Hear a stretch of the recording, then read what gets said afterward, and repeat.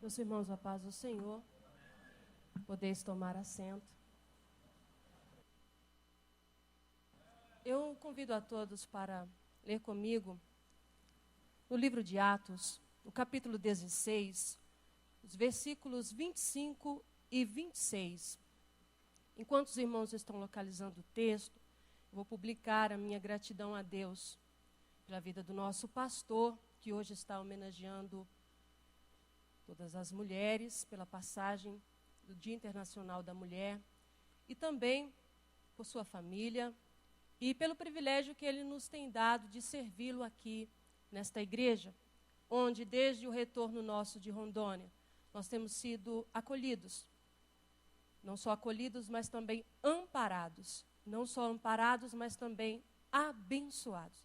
Eu sou muito grata a Deus por toda a comunhão que nós temos desfrutado, junto ao círculo de oração, junto à escola dominical, à classe Esther, minhas professoras, e junto também ao MADSE Sede, por tudo que Deus nos tem proporcionado e tudo que Ele tem realizado. Esse culto também, somado a tudo isso, a minha alegria de ter a família do Adiel representada nesse culto, na pessoa do meu cunhado Arilson, sua esposa, que estão nos visitando.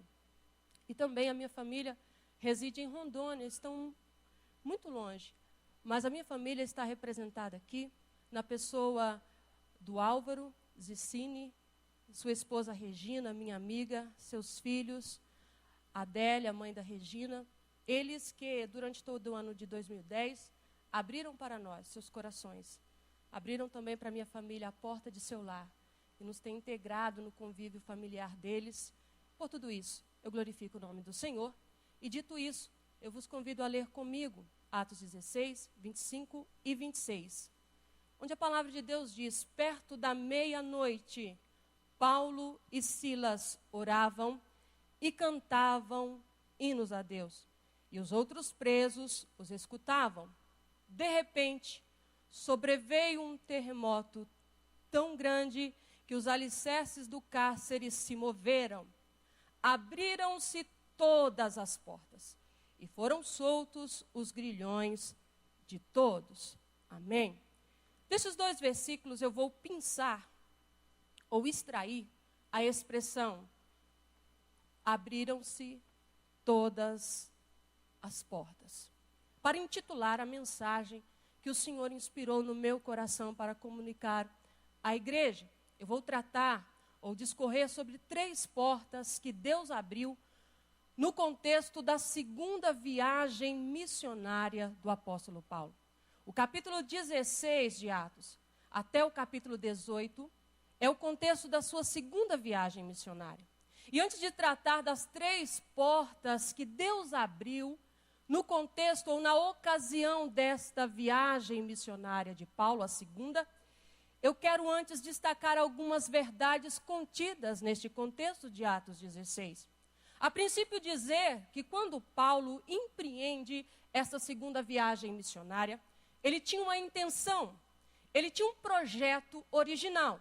A sua intenção, como está explícita no finalzinho do capítulo 15 de Atos, era visitar as igrejas que foram plantadas na sua primeira viagem missionária, edificando, fortalecendo a fé dos irmãos e também evangelizar e plantar novas igrejas no continente asiático. Para sua surpresa, no momento dessa viagem, Deus barra o seu projeto. E a Bíblia diz em Atos 16 e 6 que passando pela Frígia e pela província da Galácia, eles foram impedidos pelo Espírito Santo de anunciar a palavra na Ásia. E Paulo insiste, mas quando chegaram a Mísia, tentavam ir para Bitínia, mas o Espírito de Jesus não permitiu. Esse projeto inicial de Paulo, essa intenção original de Paulo foi barrada, ele recebeu uma negativa de Deus. E Deus lhe dá, em Troade, uma visão de noite, com um homem que lhe aparece, que se lhe apresenta dizendo: passa a Macedônia e ajuda-nos. E ele então discerne, ele então entende que Deus corrigia a sua rota, que Deus mudava o seu itinerário. Ele entende que Deus o estava redirecionando.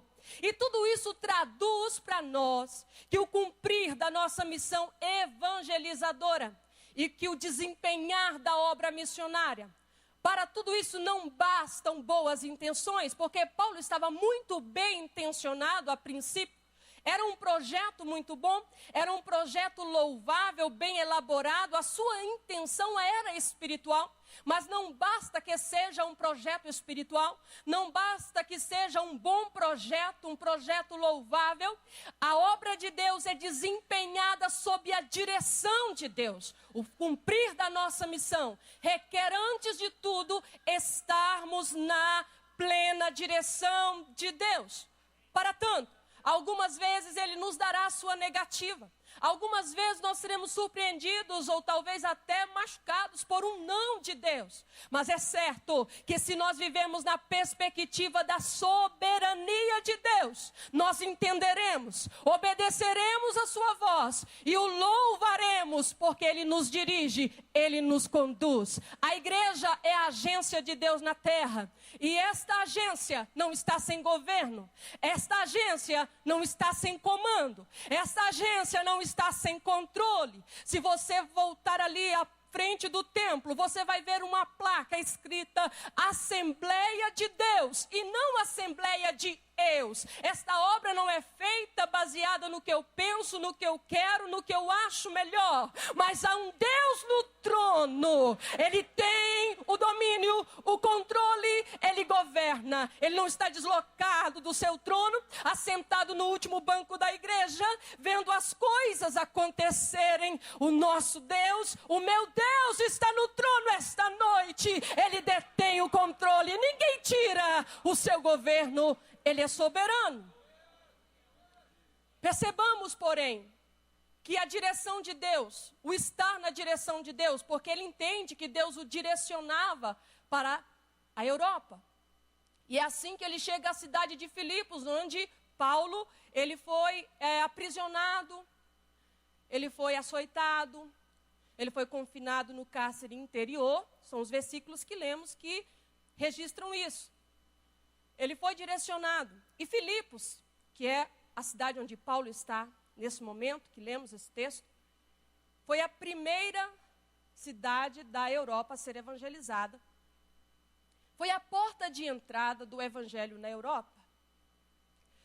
Pela sua importância geográfica, pela sua importância histórica, pela sua importância política, Deus determinou que fosse assim. Filipos, então, é a porta de entrada do evangelho no continente europeu. Deus invocou a obra evangelizadora para o Ocidente. Paulo rumava para o Oriente e Deus o direciona, o redireciona para o Ocidente. E a história do Ocidente foi influenciada por essa decisão soberana de Deus. Até hoje temos resultados desta obra, dessa decisão soberana de Deus. No entanto, encontramos Paulo em Filipos, a cidade para a qual Deus o direcionou, aprisionado, torturado, seus pés no tronco, suas mãos no tronco. E nós entendemos que o estar na direção de Deus, isso traduz para nós que o estar na direção de Deus não implica necessariamente incomodidades e facilidades. Não isenta do sofrimento, não isenta do sacrifício. Lembremos das palavras de Jesus, do apelo de Jesus, quando dizia: quem quiser vir após mim, tome cada dia a sua cruz e me siga. Ele nunca disse tome suas almofadas. Ele nunca disse tome seus edredons preferidos e me sigam. Ele disse tome a sua cruz. E Paulo disse aos Filipenses, no primeiro capítulo, no versículo 29, o seguinte: pois nos foi concedido por amor a Cristo, não somente o crer nele, mas também o padecer por ele. Encontramos aqui Paulo e Silas padecendo. Suas vidas foram consagradas à obra do Senhor. E eles sacrificavam suas vidas por amor ao Evangelho. Mas eles estavam cantando e louvando a Deus. Nós devemos entender que o Senhor, Ele não nos propõe o caminho mais fácil. O estar na direção de Deus não se traduzirá sempre em facilidades e comodidades. Porque Ele não te propõe, Ele não me propõe o caminho mais fácil, mas Ele nos garante um destino vitorioso. Quando no ano de 2006, Deus dirigiu a mim, minha família, meu esposo para Rondônia.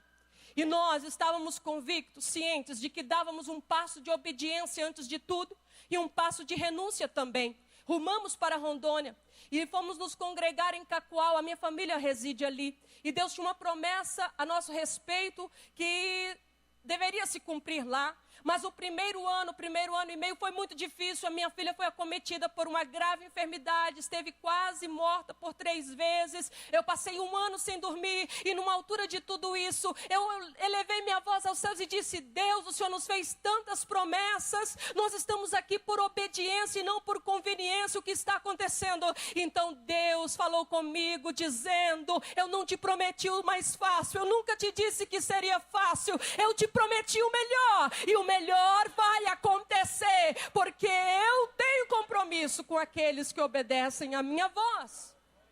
Se você quer o melhor, não escolha o mais fácil. Se você quer o melhor, não escolha o mais fácil. Deus tem o melhor, nem sempre o mais fácil. Aleluia. Como eu disse, na cidade de Filipos, Deus abriu, ou na segunda viagem missionária de Paulo, Deus abriu 3 portas. Não somente as portas da prisão e do cárcere, é lógico que Deus as abriu, mas Ele abriu 3 portas. A primeira porta que eu quero destacar, desse contexto da segunda viagem missionária de Paulo, que Deus abriu, a primeira porta foi a porta da salvação. Porque no capítulo 16 de Atos, nós encontramos o registro de 3 conversões. Dessas 3 conversões de 3 pessoas que representam 3 nacionalidades, representam 3 culturas religiosas diferentes e representam 3 classes sociais diferentes. Traduzindo assim, a universalidade do evangelho da salvação. E também comprovando que o evangelho quebra todas as barreiras. A primeira conversão que acontece é a conversão de Lídia. Quando Paulo procura uma sinagoga e não encontra, ele é informado que à beira de um rio havia um lugar para oração. Ele se dirige para lá. Lá ele encontra algumas mulheres e uma delas era Lídia. Lídia era asiática, da cidade de Tiatira. Lídia, como representante da classe alta, porque ela era empresária, vendedora de púrpura, e púrpura era um dos produtos mais caros do mundo antigo. Lídia está ali, ela era prosélita, era uma mulher religiosa, uma mulher que, segundo o texto de Atos 16, versículo 14, ela inclusive servia a Deus. Ela era uma mulher convertida, uma gentia convertida ao judaísmo, ela temia a Deus, ela observava a lei, era uma mulher religiosa, mas não conhecia ainda o evangelho. E Paulo lhe fala de Jesus, lhe apresenta Jesus, e a Bíblia diz que Deus lhe abriu o coração. Ela creu e ela e toda a sua casa foi batizada. Lídia representa a classe mais alta, porque era empresária, uma mulher de posses. Lídia era uma mulher gentia. Lídia era uma mulher que representa também aqueles que são religiosos, pessoas que têm uma vida digna, uma vida de moral, uma vida temente a Deus. Mas nós devemos entender uma coisa a partir da conversão de Lídia, que, meus irmãos, o ser uma boa pessoa não resolve. O céu não será povoado por boas pessoas, o céu será povoado por novas criaturas. É por isso que Jesus confrontou Nicodemos com essa verdade. Ele, sendo um fariseu pertencente à elite religiosa, ao sinédrio, ele sendo um homem culto, de influência, de poder, ele que sendo um homem que vivia uma vida ilibada, estribado na legislação mosaica, mas Jesus disse a ele: necessário vos é nascer de novo. O céu é para novas criaturas, não para boas pessoas. Lídia era uma boa pessoa. Ela vivia a sua religião com zelo. Mas é necessário entender que muitas são as religiões. E todas elas se consistem, em suma, na vã tentativa do homem de aproximar-se de Deus ou de se apropriar do céu e da salvação pelos seus esforços, pelos seus méritos, pelos seus conceitos, pela sua intelectualidade, pela sua capacidade, por suas ideologias. Todas as religiões, em suma, se consistem nisso. Todas as religiões não são mais do que uma reedição da Torre de Babel, quando o homem quer conquistar o céu por seus esforços, por sua justiça própria. Mas muitas são as religiões, não nos cabe falar delas, é impossível nominar todas, mas uma coisa eu te digo, muitas são as religiões, mas existe um só evangelho. Pela religião o homem tenta aproximar-se de Deus, mas o evangelho é o Deus que está em busca do homem e está aqui nesta noite para salvar. Ele abriu a porta da salvação e ele também, o Senhor Jesus, alcança, o evangelho alcança outra pessoa. Esta era grega, uma escrava. Escrava de homens e também escrava de demônios, porque ela era possessa de um espírito de adivinhação. E essa mulher dava grande lucro, muita renda para os seus senhores. Ela representa a classe mais baixa da sociedade, porque sendo escrava nem era considerada uma pessoa. Era considerada uma ferramenta viva, uma mercadoria. Mas o evangelho a alcança. Enquanto Lídia foi alcançada numa reunião de oração, Deus a alcançou, o evangelho a alcança de uma forma suave, meiga. Essa mulher, essa escrava, ela é alcançada num momento dramático. Quando Paulo se volta para ela, expulsa aquele demônio, e tudo isso provocou a perseguição, a acusação e depois também a prisão de Paulo e Silas. Mas naquele momento ela encontra o libertador e Jesus a alcança, o evangelho a alcança e ela é liberta das garras de Satanás e passa a conhecer o Salvador, a servir o Salvador. Ela representa aqueles que precisam de salvação, de libertação. Porque o Jesus que salva os religiosos, os bem-intencionados, as boas pessoas que não matam, não roubam, esse Jesus que salva, ele também salva aqueles que estão no ocultismo, no satanismo. Eu não sei se tem alguém da sua família assim, mas ele abriu a porta da salvação. E há um louvor que diz que a porta da salvação hoje ainda aberta está. O Senhor Jesus disse em João 8:32, conhecereis a verdade vos libertará. E no versículo 36 ele disse que se pois o Filho vos libertar, verdadeiramente sereis livres. Ele liberta das garras de Satanás, da feitiçaria, da macumbaria, não importa. Essa mulher representa os que precisam de libertação, dos seus vícios, das possessões demoníacas, de qualquer que seja a sua prisão. Mas também a porta da salvação está aberta. E nós encontramos o registro da conversão do carcereiro. Lídia foi salva numa ocasião calma. Esta outra numa ocasião já mais dramática. E esse carcereiro, que era romano, ele representa a classe média, uma vez que era funcionário público, era oficial romano. A sua religião era o Estado. Para ele, César era o Senhor. Mas quando acontece aquele terremoto, ele à beira do suicídio é alcançado pela salvação. Aleluia! Quem sabe também, na vida de quem você conhece, precisa acontecer um abalo sísmico para que ele conheça Jesus e se renda a Jesus. Mas a porta da salvação está aberta. Ele é poderoso para salvar. Na ocasião desse terremoto, onde o carcereiro é alcançado pelo evangelho, se converte, 3 milagres aconteceram. O primeiro milagre é um milagre físico, porque ninguém que está aqui ignora o poder devastador, destruidor de um terremoto. Por isso mesmo está estampado, infelizmente, no noticiário, o que um terremoto pode causar. Mas esse é o único terremoto que não matou ninguém.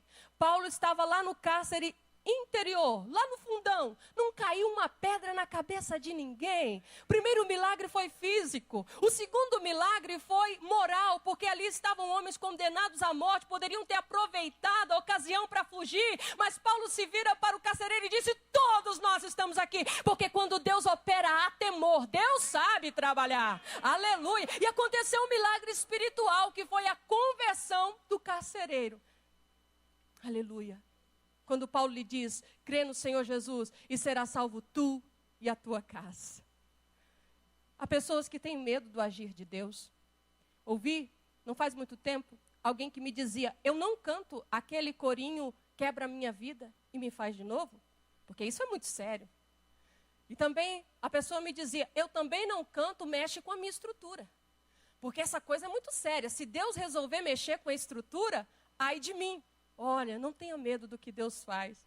Eu tenho medo daquilo que é provocado pela minha desobediência, daquilo que vem como consequência de meus erros, de minhas precipitações. Mas quando é Deus que está agindo, se precisar de acontecer um terremoto, deixa Deus fazer, deixa Deus operar, deixa Deus provocar um terremoto na sua casa. Porque quando Ele provoca um terremoto, tudo isso resulta em salvação. O nome dEle é glorificado, Ele é conhecido, Ele é glorificado, Ele sabe fazer. Deus sabe trabalhar. A porta da salvação. Estamos vivendo num tempo que o apelo está sendo extinto da liturgia de muitos cultos. Estamos vivendo num tempo em que se apresenta ou se oferece um Cristo que tem poder para dar uma boa casa, que tem poder para curar, que tem poder para dar um bom carro, que tem poder para dar empresas, para dar lucro para as pessoas. Mas eles não falam de um Jesus que tem poder para salvar. Mas o nosso Jesus, que Ele tem poder sim para te abençoar. Ele tem poder sim para te prosperar. Mas Ele tem poder para salvar. E nesta noite Ele vai salvar. E nesta noite Ele abriu a porta da salvação para a sua família. Para a minha família. De que maneira Ele vai fazer isso? Eu não sei. Nós encontramos aqui 3 pessoas de 3 nacionalidades diferentes, de 3 classes diferentes, de 3 culturas religiosas diferentes. E o mais interessante é que cada uma delas são alcançadas, cada uma delas, de uma maneira diferente. Deus trabalha de uma maneira diferente. Não precisa tentar ensinar Jesus a salvar teu filho. Ele sabe como fazer. Ele saberá como alcançar teu filho, como alcançar teu esposo, tua esposa, o teu familiar. Me reporto. Essa palavra me remete a um testemunho que eu ouvi em Rondônia ainda, quando fui numa igreja de uns amigos nossos, lá em Cerejeiras. E a sobrinha de um irmão me contava que o seu tio se converteu da seguinte maneira. Ele não aceitava o evangelho, ele tinha ódio de crente, de igreja e de tudo que dizia respeito. E a sua esposa tinha medo de convidá-lo para ir na igreja. Mas um dia, ela investida de coragem, autoridade de Deus, se aproximou dele e disse, esposo, eu quero te convidar para ir ao culto hoje. Nós estamos em congresso, tem um pregador convidado, vai ser uma bênção. Para sua surpresa, ele que blasfemava, xingava, não aceitava nem falar em Jesus dentro de casa. Ele aceitou o convite. Aquela irmã correu para o quarto e foi orar. E ela dizia, Senhor, esse culto de hoje tem que ser perfeito, Senhor. Porque ela idealizou um culto perfeito. Ela idealizou uma pregação que seria perfeita para o seu marido, o tipo de pregação que iria converter ou convencer o seu marido. Ela idealizou que tipo de louvor que tinha que ser cantado. E ela foi falar tudo isso para Jesus. E ela disse, Jesus, o Senhor sabe que dependendo do que acontecer, eu vou apanhar em casa. Ele é revoltado, é a primeira vez que ele vai pisar na igreja. O Senhor sabe que ele odeia pastor, ele odeia crente, ele odeia o evangelho, ele odeia Jesus, ele não aceita nem falar. E hoje ele resolveu ir à igreja. Jesus, tudo tem que ser perfeito. Pois bem, na hora da leitura oficial, o pastor chama um irmão que ficou muito nervoso, ele não tinha muita desenvoltura no púlpito, muito nervoso com o uso do microfone, ele perdeu o texto que ia ler, e nervoso ele abriu a Bíblia assim, num ímpeto, caiu logo 1 Crônicas. Um capítulo inteiro de genealogia onde só tem nome. E esse irmão começou a ler e foi lendo que o fulano gerou fulano, e o Bertano e o ciclano. A irmã entristeceu, ela pensou, não acredito, Jesus. O senhor vai perder a oportunidade de falar com meu marido, porque a partir disso daí acabou. Ela nem mais aproveitou o culto. Aquele homem não disse nada. Ele continuou no culto, ele foi para casa, não disse nada. E de manhã, na mesa do café, ele disse para nossa irmã, mulher, eu resolvi que a partir de hoje eu vou passar para crente. Usando a sua linguagem, é claro. Ele disse, eu vou passar para crente. E ela disse, o que aconteceu? Ele disse, olha aqui, aquele homem leu tanto nome lá na Bíblia, e o único nome que não estava lá era o meu, então eu entendi que eu não estou salvo. Isso aconteceu em Cerejeiras, Rondônia. Ele tem poder para salvar. Aleluia! Não sei de que maneira, não sei como será a abordagem. Eu sei que esse mesmo Deus enviou Jonas a Nínive. O sermão, a mensagem de Jonas no original só tem 5 palavras. E com 5 palavras de Deus, uma cidade de 120 mil pessoas se arrependeu, se quebrantou, meu irmão. Ele tem poder para salvar, a porta da salvação hoje ainda aberta está. Para mandar a subir a lamas. Aleluia! Visualize quem você ama entrando por essa porta nesta noite. Ele tem poder para salvar. Ele sabe salvar. Ele quer salvar. Ele vai salvar. Segunda porta que Deus abre, no contexto da segunda viagem missionária de Paulo, foi a porta da provisão. A igreja de Filipos nasceu com lágrimas, suor e sangue. Mas foi a igreja de Filipos que se associou com Paulo, com o ministério de Paulo, no sentido de o sustentar. A igreja de Filipos, quando Paulo foi para Tessalônica, enviou para Paulo 2 ofertas. Porque tinha sensibilidade, entendia que ele precisava. Anos depois, Paulo está em Corinto. E Paulo diz na segunda carta aos Coríntios, capítulo 11, versículo 8, que ali, ele não precisou recorrer à ajuda dos irmãos de Corinto, até porque ele evitava isso, dadas as complexidades inerentes à singularidade do seu ministério, do seu apostolado. Ele, às vezes, tinha que abrir mão de seus direitos e apelar para a prudência, para a sabedoria. E ele, então, recebe a ajuda, o sustento missionário da igreja de Filipos, quando está em Corinto. Ele passa 1 ano e meio em Corinto e ele é ajudado por essa igreja de Filipos.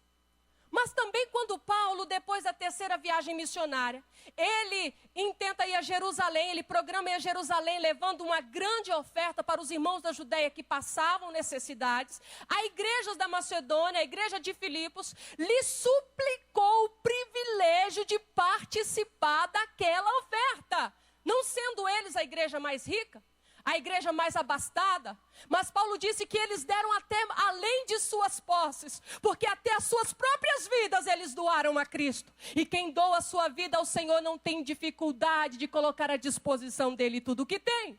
Isso está registrado na segunda carta aos Coríntios, no capítulo 8, do versículo 1 ao versículo 5.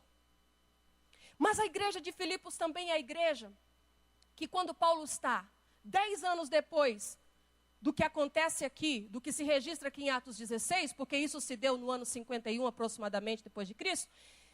Agora no ano 61, 62 depois de Cristo, ele está na prisão em Roma.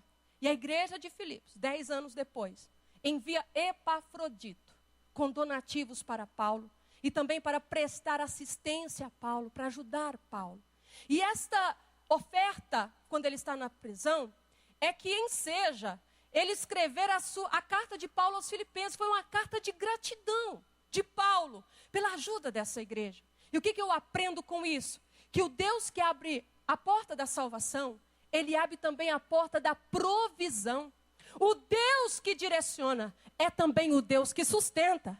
Jesus que salva é também o Jesus que provê, é o Jesus que cuida de nós. Quantos aqui têm experimentado do cuidado do Senhor, que tem sido sustentado na misericórdia, na fidelidade, no amor desse Deus? Ele abriu a porta da provisão. Paulo, eu estou te direcionando, mas você não vai passar necessidade, meu filho. Eu cuidarei de ti. O Deus que direciona, porque se ele te direciona num negócio, se ele te direciona numa faculdade, se ele te direciona no sentido da sua vida, esteja certo que pode ser que as necessidades surgirão, mas quando elas baterem na sua porta, Jesus vai atender, porque ele garante a providência para os seus.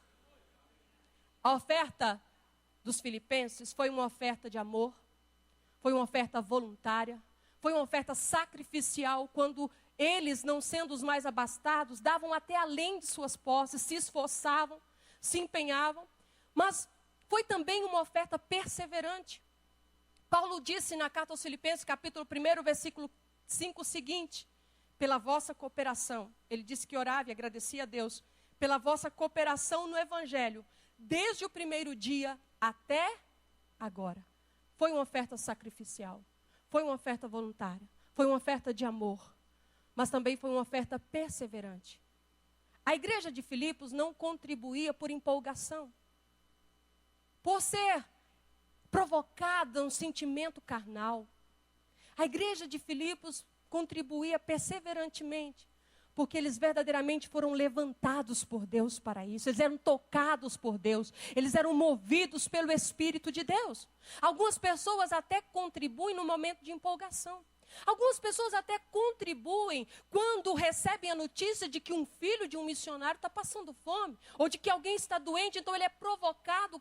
É um sentimento carnal e não espiritual. Existem pessoas que pensam que missionário é sinônimo de mendigo. O missionário não pode calçar bem, o missionário não pode vestir bem. Lá em Rondônia, um dos obreiros do pastor Nelson Lutemberg, ele chegou do campo missionário. E um irmão chegou para ele e disse: irmão, você está bem gordinho. Achei que você estava fazendo missões. Que missão é essa? Ele disse: irmão, eu fui ganhar almas, eu não fui passar fome. Nós temos que perder essa mentalidade. Nós temos que perder essa mentalidade. Nosso Deus que dirige também é o Deus que sustenta, que abençoa. É o Deus que cuida, é o Deus que zela por nós. Está pronto a nos dar o melhor. Quantos podem glorificar ao nome de Jesus? A terceira e última porta que eu vou falar nessa noite foi a porta da continuação. Vou chamá-la de porta da continuação. Porque ele abre a porta da salvação. Mas o inimigo ficou furioso. E Paulo foi parar na prisão. Nós encontramos Paulo e Silas na prisão, sangrando, mas também cantando. Quem sabe o inimigo por algum momento pensou: realmente, agora acabou, não vou mais evangelizar, não vou mais ganhar almas. Mas Deus é um Deus que não pode ser detido por nenhuma cilada humana, nenhuma investida maligna. O Deus, o que ele começa, ele termina. Por isso ele provoca aquele terremoto, ele causa aquele terremoto. Ele tira os seus servos do cárcere. E Paulo, que pregou em Filipos, logo depois prega em Tessalônica. Depois em Bereia. Depois ele vai para Atenas, onde pregou o memorável sermão, o Deus desconhecido. Depois ele vai para Corinto, onde emprega grandes esforços missionários, ficando ali 1 ano e 6 meses. Porque ele mesmo diz aos Filipenses, no capítulo 1, versículo 6, tendo por certo isso mesmo, que aquele que em vós começou a boa obra, ele há de completar até o último dia. Deus não é Deus de projetos inconcluídos, inacabados. O que ele começa, ele conclui. O que ele faz por completo. Poderia alguém ter pensado: acabou, vai terminar tudo aqui, não vai passar da introdução. Mas Deus leva a conclusão. O Deus que dirigiu também sustentou e também é o Deus que completa a obra. Fique de pé comigo em nome de Jesus. Essas 3 portas também se abrem para mim e para você nesta noite. A porta da salvação, a porta da provisão. Jesus não te salvou para ser o coitadinho da família. Jesus não te salvou para ficar envergonhado no meio dos seus. Que Ele tem te prometido, Ele vai cumprir, Ele vai te abençoar. Mas Ele também abre a porta da continuação. Porque a obra que Ele iniciou na sua vida, na sua família, na sua casa, no seu ministério, Ele vai completar, Ele vai concluir. Nenhum detalhe vai faltar. Deus não é Deus de projetos inacabados. O hábito de começar e não terminar é formar o hábito de fracassar. E Deus, nenhum de seus projetos, nenhum de seus planos são frustrados. Se Ele te direciona, ainda que o caminho seja espinhoso, mas Ele vai te levar até onde a vontade dEle determinou para a sua vida. Ele te conduz em triunfo. Pode ser que o caminho seja espinhoso, não é isento de lágrimas nem de dor, mas Ele te conduz em triunfo. E Ele vai completar a obra até o dia de Cristo, quando a trombeta soar. Nenhum detalhe do que Ele tem a fazer na minha vida e na tua vida, na nossa família, nenhum detalhe será omitido, porque Deus é um Deus de obras completas. Esteja certo nesta noite, que aquele que em vós começou a boa obra, Ele há de completar, Ele há de aperfeiçoar. A porta da continuidade, a porta da continuação está aberta. Ninguém vai barrar, ninguém vai deter, ninguém vai impedir a vontade de Deus de se cumprir nesta igreja, na nossa vida, nesse ministério. Aleluia. E eu quero convidar você, aleluia, para render-se ao Salvador nesta noite. Não sei em que circunstâncias você se encontra, em que realidade de vida você está, mas sei que Ele tem poder para salvar, para libertar, para te resgatar. Eu te convido nessa noite a vir à frente. Eu te convido nessa noite a sair do seu lugar e se dirigir para o altar. Uma confissão pública de que você recebe a Jesus como Salvador da sua vida. Você não precisa ficar preso a hábitos, a vícios, aos problemas. Ele está aqui para te libertar, como libertou aquela jovem escrava.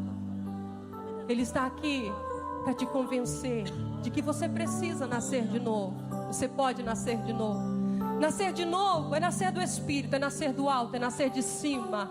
O que nasce da carne é carne, mas o que nasce do Espírito é Espírito. Quando você nasce da carne, você herda a natureza humana.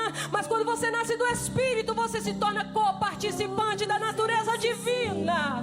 Nascer do Espírito, nascer de novo, é operado pela palavra que hoje já foi pregada. É operado pelo Espírito, é produzido pelo Espírito esse novo nascimento. É produzido do sacrifício vicário de Cristo. Necessário vos é nascer de novo. Onde está você? Aleluia. Eu continuo te esperando, autorizada pelo pastor. Aleluia. Não volte para casa da mesma maneira que você chegou. Ele está falando já no seu coração. Aleluia. Ele tem poder para salvar. Ele é a porta. A porta da salvação está aberta nesta noite. Ele é a porta. Ele disse: eu sou a porta. Quem entrar por mim, salvar-se-á. Entrará e sairá e achará pastagem. Eu estou esperando você. Aleluia. Que precisa desse Jesus. Que precisa tomar posse da vida eterna nesta noite. Aleluia. Nós estamos te esperando. Nós estamos te aguardando. Saia do seu lugar. Venha em nome de Jesus. Venha em nome de Jesus. Aleluia. Você que se distanciou da igreja. Você que está parado, estacionado. Ele te chama, Ele te convida. Aleluia, Ele te espera. Ele marcou essa noite para ter um encontro contigo. E nós estamos esperando você chegar aqui para abraçar o Salvador. Aleluia. Aqui está a primeira vida, a primeira pessoa que veio ao encontro do Salvador. Está abraçando o Salvador. Vem você também, em nome de Jesus. Nós te esperamos.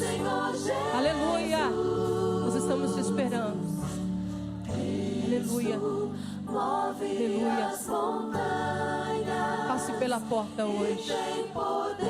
Aleluia. Aleluia. Crê no Senhor Jesus, será salvo tu e a tua casa. Aleluia. Estamos esperando você.